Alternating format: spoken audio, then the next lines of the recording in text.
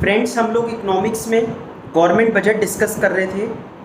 Government budget में मैंने आप लोगों को बता दिया था एक्सपेंडिचर और रिसीट्स के बारे में। एक्सपेंडिचर दो टाइप के होंगे, capital expenditure, revenue expenditure. Receipts दो टाइप की होंगी, रेवेन्यू रिसीट्स और कैपिटल रिसीट्स। ठीक है, आपको ध्यान होगा कैपिटल एक्सपेंडिचर कौन सा होता है? ऐसा खर्चा जिसमें या तो देश की कोई असेट बढ़े या लाइबिलिटी कम हो, और दोनों में से कुछ भी ना हो तो वो रेवेन्यू एक्सपेंडिचर है। ऐसे रिसीट्स के बारे में था। कैपिटल रिसीट क्या होती है? पैसे का आना या तो असेट्स कम होके या लाइबिलिटीज़ का बढ़ के। ठीक है, डिक्रीज इन असेट्स और इंक्रीज इन लाइबिलिटी दोनों ही नहीं हो रहे तो इसका मतलब वो क्या है? Revenue receipt. ठीक है, आगे पढ़ते हैं थ्योरी इसकी थोड़ी सी। गवर्नमेंट बजट का सबसे पहले मीनिंग पढ़ते हैं, क्या होता है? Government budget is an annual statement showing item-wise estimates of receipts and expenditure during a fiscal year. The receipts and expenditure shown in the budget are not the actual figures but the estimated values for the coming fiscal year. Fiscal year is taken from 1st April to 31st March. Physical year को 1 अप्रैल से 31 मार्च, जिसको आप financial year के नाम से भी जानते हो अकाउंट्स में, वो लिया जाता है। ठीक है, इसको आगे वही दे रखा है, कौन रीड करता है? मिनिस्टर ऑफ फाइनेंस, जो फाइनेंस मिनिस्टर होते हैं देश के, उसको वो रीड करते हैं। और हम जो इस चैप्टर में पढ़ रहे हैं वो सेंट्रल बजट होता है, यूनियन बजट। ठीक है, जो स्टेट के अपने बजट्स आते हैं, हर स्टेट का अपना भी बजट आता है, हम उसके बारे में डिस्कशन नहीं कर रहे, यहाँ सेंटर के, इंडिया के पूरे कंट्री के पॉइंट ऑफ व्यू से देख रहे हैं। ठीक है, अगला जो क्वेश्चन है वो मोस्ट इम्पॉर्टेंट है। ये थ्योरी का ऐसा क्वेश्चन है कि अगर कोई पूछे कि गवर्नमेंट बजट में से थ्योरी क्या आ सकती है, तो आंख बंद करके एक टॉपिक है objectives of government budget. Objectives of government budget most important topic माना जाता है थ्योरी का इस चैप्टर में से। ठीक है, गवर्नमेंट जो बजट अनाउंस करती है वो किस ऑब्जेक्टिव को ध्यान में रखते हुए करती है। ठीक है, ये ऑब्जेक्टिव्स पढ़ते हैं। सबसे पहला ऑब्जेक्टिव है री एलोकेशन ऑफ रिसोर्सेज। रिसोर्सेज को री एलोकेट करने के लिए मतलब क्या है? देखिए, पैसा तो है गवर्नमेंट के पास, पहले गवर्नमेंट ने ये देख लिया कि इतना पैसा आने वाला है नेक्स्ट ईयर, लेकिन अगर हम ये ना देखें कि हमें ये पैसे का खर्चा करना कहाँ है। आपने हो सकता है कि कई लोग ऐसे देखे हों जो आपको वैसे तो बिलीव है और आपको पता भी है कि ये तो वैसे बहुत अमीर है, बट अगर आप उनके घर पर जाओ या फिर आप उनके रहन सहन का तरीका देखो तो आपको लगेगा कि पैसे को यूटिलाइज नहीं कर पा रहे ढंग से, मतलब इन प्लानिंग करनी नहीं आती ढंग से, अपने पैसे को यूटिलाइज करना नहीं आता। गवर्नमेंट बजट के का मतलब क्या है कि जो गवर्नमेंट के पास पैसा आएगा वो कैसे हम डिफरेंट सेक्टर्स ऑफ इकोनॉमी में लगाएं, जिससे कि हर सेक्टर में जितनी रिक्वायरमेंट हो उतना पैसा पहुंच पाए। जैसे एजुकेशन सेक्टर में कितना पैसा पहुंचना चाहिए, डिफेंस सेक्टर बहुत इंपॉर्टेंट है देश की सुरक्षा के लिए, हेल्थ इंफ्रास्ट्रक्चर, और इस टाइम पे तो हेल्थ इंफ्रास्ट्रक्चर सबसे ज़्यादा ज़रूरी हो चुका है। ठीक है, तो उसमें कितना पैसा लगना चाहिए, ये अलग अलग वो होंगे। और जैसे बाकी डिपार्टमेंट्स जितने होते हैं गवर्नमेंट के, ठीक है, अगर नॉर्मल इंफ्रास्ट्रक्चर की बात करें, रोड पर, रेलवेज पर, हाईवे पर, इन सब पे कितना कितना पैसा खर्च होना चाहिए, ये सब कुछ गवर्नमेंट को पहले से प्लान करना पड़ता है कि हम कितने पैसे को किस पर्पज़ के लिए सेट असाइड करके रखें। ठीक है, कुछ एरियाज़ जिसमें गवर्नमेंट को लगता है कि नहीं हम नहीं कर पाएंगे, तो उस एरियाज़ में कंसेशंस वगैरह देने पड़ते हैं, तो उसके लिए भी पैसे खर्चा तो होगा ही कंसेशन देने में। सब्सिडी देना, सब्सिडी भी एक दो टाइप की होती है। एक सब्सिडी तो होती है कि रेट ही रिड्यूस कर दिए। अब किसी चीज़ के अगर रेट रिड्यूस कर दो तो सामने वाले पर प्रेशर पड़ता है, जो प्रोड्यूसर है वो कहेगा फिर आप ही बेच लो, और अगर गवर्नमेंट बेच रही है तो वैसे नुकसान। लेकिन अगर कोई प्राइवेट बेच रहा है तो उसमें सब्सिडी कैसे दी जाती है? उसमें सब्सिडी देने का तरीका क्या होता है कि कस्टमर को कहा जाता है कि अगर 10 रुपये की चीज़ है कोई बात नहीं, आप 7 रुपये दो, 3 रुपये गवर्नमेंट बियर करेगी, ये भी एक खर्चा है। तो पहला होता है री एलोकेशन ऑफ रिसोर्सेज। ठीक है, through the budgetary policy government aims to reallocate resources in accordance with the economic, profit maximization and social public welfare priorities of the country.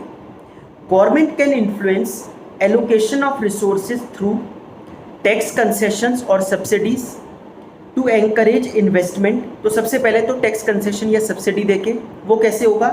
To encourage investment government can give tax concession subsidies etcetera to the producers. For example, government discourages the production of harmful consumption goods through heavy taxes and encourage the use of khadi products by providing subsidies. दूसरा, directly producing goods and services. अब जो goods and services बाकी लोग produce नहीं कर पा रहे वो गवर्नमेंट खुद प्रोड्यूस करेगी, तो पैसे को तो सेट असाइड करना पड़ेगा उसके लिए, तो ये एक ऑब्जेक्टिव हो गया गवर्नमेंट बजट का. There are many non profitable economic activities which are not undertaken by the private sector like water supply, sanitation, law and order, national defence etcetera. These are called public goods. Such activities are necessarily undertaken by the government in public interest and raise social welfare. समझ में आ गया आपको? ये था पहला allocation of resources. Next है reducing inequalities in income and wealth. Government का budget जब भी आता है तो आपने जनरली लोगों से सुना होगा बोलते हुए कि आज क्या महंगा हुआ, क्या सस्ता हुआ. कई लोगों को तो बजट का मतलब भी यही पता है कि गवर्नमेंट आज के दिन कुछ महंगा करती है या कुछ सस्ता करती है. ये वही वाला ऑब्जेक्टिव है, reducing inequalities in income and wealth. इसमें गवर्नमेंट क्या करती है कि कई प्रोडक्ट्स के दाम बढ़ा देती है जो लग्जरी गुड्स होते हैं, जिससे कि और जो पैसा गवर्नमेंट को मिलेगा उसकी वजह से उस पैसे से जो पुअर लोग हैं उनकी हेल्थ पर खर्चा करना, उनके बच्चों के एजुकेशन पर खर्चा करना, इन सब पर गवर्नमेंट उनको सस्ते घर दिलवाने में खर्चा करना ये करती है. तो ये तरीका होता है reducing inequalities in income and wealth. एक हाथ से लेना, दूसरे हाथ से पैसे को दे देना. ठीक है, इससे जो रिच और पुअर के बीच में गैप है वो कम हो सकता है. Economic inequality is an inherent part of every economic system. Government aims to reduce such inequalities of income and wealth through its budgetary policy. Government aims to influence distribution of income by imposing taxes on the rich and spending more on the welfare of the poor. It will reduce income of the rich and raise standard of living of the poor, thus reducing inequalities in the distribution of income. समझ में आ गया आप लोगों को ये? Third होता है economic stability. Economic stability लाने का मतलब होता है जब देश में ज़्यादा महंगाई भी ना हो और ज़्यादा सुस्त भी ना हो इकोनॉमी, दोनों तरफ नुकसान है. ठीक है, क्योंकि अगर देखो महंगाई होगी तो वैसे ही आम लोगों के रिच में नहीं रहेगा वो प्रोडक्ट और कम खरीदा जाएगा. और अगर ज़्यादा सुस्त इकोनॉमी है इसका मतलब लोग डिमांड नहीं कर रहे. अब लोग डिमांड नहीं कर रहे तो प्रोडक्शन रोक दी जाएगी. जैसे अब टूरिज़्म में देखो आप लोग, जितने भी होटल हैं, रेस्टोरेंट्स हैं, अभी फ़िलहाल मोस्ट ऑफ द होटल्स वगैरह बंद पड़े तो उन्होंने अपने स्टाफ को निकाल दिया, वो सब अनएम्प्लॉयड हो गए. ठीक है ना, तो क्योंकि आगे से डिमांड नहीं थी. तो इकोनॉमी सुस्त होगी तो भी नुकसान है और ज़्यादा महंगाई होगी तो भी लोगों की ऐसा भी ना हो कि पहुँच तक ही नहीं आ पाए वो गुड या जो सर्विस है. दोनों तरफ से दिक्कत है. तो इकोनॉमिक स्टेबिलिटी लाना भी एक ऑब्जेक्टिव होता है गवर्नमेंट बजट का. कैसे? इन्फ्लेशन किस वजह से होती है, महंगाई किस वजह से होती है? जब डिमांड ज़्यादा होती है सप्लाई से. ठीक है, तो डिमांड जब ज़्यादा है सप्लाई से तो डिमांड को कम करना चाहिए. इसका तरीके बहुत सारे हो सकते हैं, टैक्स वगैरह थोड़ा सा बढ़ा दो जिससे कि लोग थोड़ा डिमांड कम करें. लेकिन एक मेजर गवर्नमेंट भी तो एक्सपेंडिचर करती है. ठीक है, ऐसा होता था पहले, न्यूज़पेपर में आता, जैसे अगर बहुत ज़्यादा महंगाई हो जाती है तो गवर्नमेंट ने एक डिसीजन लिया कि जितनी भी गवर्नमेंट मीटिंग्स होगी वो 5 स्टार होटल की जगह 3 स्टार होटल में होंगी. जितने भी ब्यूरोक्रेट्स वगैरह की मीटिंग या कोई फॉरेन से आता है, या फिर बीच में डिसीजन लिया गया था कि 2 साल तक कोई भी मिनिस्टर वगैरह नई गाड़ी परचेज नहीं करेगा, कोई भी अननेसेसरी फॉरेन ट्रिप नहीं करेगा. ठीक है, तो ऐसे ऐसे डिसीजन भी लिए जाते हैं टू रिड्यूस एक्सपेंडिचर. आ गया समझ में? लेकिन अगर इकोनॉमी सुस्त हो इसको डिफ्लेशन बोला जाता है. जब डिमांड कम है और सप्लाई ज़्यादा है, मतलब लोग डिमांड नहीं कर रहे. तो जब डिमांड नहीं कर रहे तो गवर्नमेंट खुद खर्चे करना शुरू करे. खुद खर्चे करने का मतलब क्या होता है? जैसे गवर्नमेंट एक नया कोई प्रोजेक्ट दे दे कि यहाँ से यहाँ तक की मेट्रो बनेगी. अब मेट्रो बनेगी तो कई लोगों को रोज़गार मिल जाएगा. जो मेट्रो बनेगी, जो सामान आएगा उसको, फिर उसके बाद जो बनाएंगे उनके कंस्ट्रक्शन कंपनी को, उसकी लेबर को, उसके बनने के बाद तो वैसी एम्प्लॉयमेंट मिलती है। ठीक है, तो ऐसे ऐसे करके कई बेनिफिट्स मिल जाते हैं। तो इकोनॉमिक स्टेबिलिटी बहुत important point. Economic stability means absence of large scale fluctuation in prices.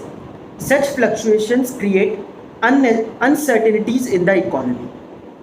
Government can exercise control over these fluctuations through taxes and expenditure. Inflationary tendencies emerge when AD, aggregate demand, is higher than the aggregate supply. Government can bring down aggregate demand by reducing its own expenditure. During deflation, government can increase its expenditure and give tax concessions and subsidies. In short, policies of surplus budget during inflation and deficit budget during deflation helps to maintain stability of prices in the economy. Next objective होता है management of public enterprises. Public enterprises मतलब government companies, उसको manage करना। उसका हाल आप लोगों को पता ही है कि बहुत लॉस में चलती हैं, तो उनको मैनेज करना, उसमें कितना पैसा और देना है जिससे कि वहाँ पर और इम्प्रूवमेंट हो पाए, या क्या स्टेप्स लेने, ये बजट में डिसाइड किया जाता है। There are large number of public sector industries, specially natural monopolies, railway वगैरह, which are established and managed for social welfare of the public. Budget is prepared with the objective of making various provisions for managing such enterprises and providing them financial help. Next point, economic growth. Economic growth implies a sustainable increase in the real GDP of an economy. That is, an increase in volume of goods and services produced in the economy. ये भी एक objective होता है कि देश की GDP बढ़े। Budget can be an effective tool to ensure the economic growth of a country. कैसे? If the government provides tax rebates and other incentives for productive ventures and projects, it can stimulate savings and investment in an economy. अगर government incentives provide करे, budget में announce करे कि जो भी नई production करेगा, कोई नई प्रोडक्शन कंपनी या कोई मैन्युफैक्चरिंग शुरू करेगा, तो उसको 4 साल तक, 5 साल तक टैक्स नहीं देना पड़ेगा, तो इससे इन्वेस्टमेंट बढ़ेगी। Spending on infrastructure of an economy enhances the production activity in different sectors of an economy. Government expenditure is a major factor that generates demand for different type of goods and services in an economy, which induces growth in private sector too. However, before planning such expenditure, rebates and subsidies, government should check the rate of inflation and tax rates. Also, there may be a risk of debt trap if loans are too high to finance the expenditure. Last है reducing regional disparities. जो regional disparities है, आप दो state, जैसे अगर हम बात करें, एक तरफ बिहार है और दूसरी तरफ बेंगलोर है जो कर्नाटका में आता है, तो नाम से ही पता चल जाता है कि बहुत डिफरेंस है। ठीक है, मतलब बिहार का इंफ्रास्ट्रक्चर कहाँ पर है और बेंगलोर का इंफ्रास्ट्रक्चर किस लेवल पर है। ठीक है, तो इस तरीके से हमारे देश में रीजनल डिस्पैरिटीज़ है बहुत ज़्यादा। इसको रिड्यूस करना भी गवर्नमेंट का ऑब्जेक्टिव होता है। The government budget aims to reduce regional disparities through its taxation and expenditure policy. कैसे? अगर गवर्नमेंट ये कह दे कि, जैसे मैंने अभी पिछले पॉइंट में भी कहा था, प्रोडक्शन, लेकिन प्रोडक्शन में कंडीशन लगा दे कि वो जो प्रोडक्शन यूनिट आपको नया लगाना है वो आपको बिहार में, उड़ीसा में, ऐसी जगहों पर लगाना पड़ेगा, झारखंड में, तब जाकर ही आपको इंसेंटिव मिलेगा। दिल्ली, बॉम्बे, ये सब तो ऑलरेडी ऑक्यूपाइड है, यहाँ पर क्या करना है? ठीक है, ऑलरेडी डेवलप्ड है बहुत हद तक। The government budget aims to reduce regional disparities through its taxation and expenditure policy for encouraging setting up of production units in economically backward regions. समझ में आ गया? इसके बेसिस पर मैं कुछ क्वेश्चंस आप लोगों को भेजूंगा, वो आप करके देख लेना। नेक्स्ट क्लास में हमारा ये चैप्टर भी कंप्लीट हो जाएगा। ठीक है।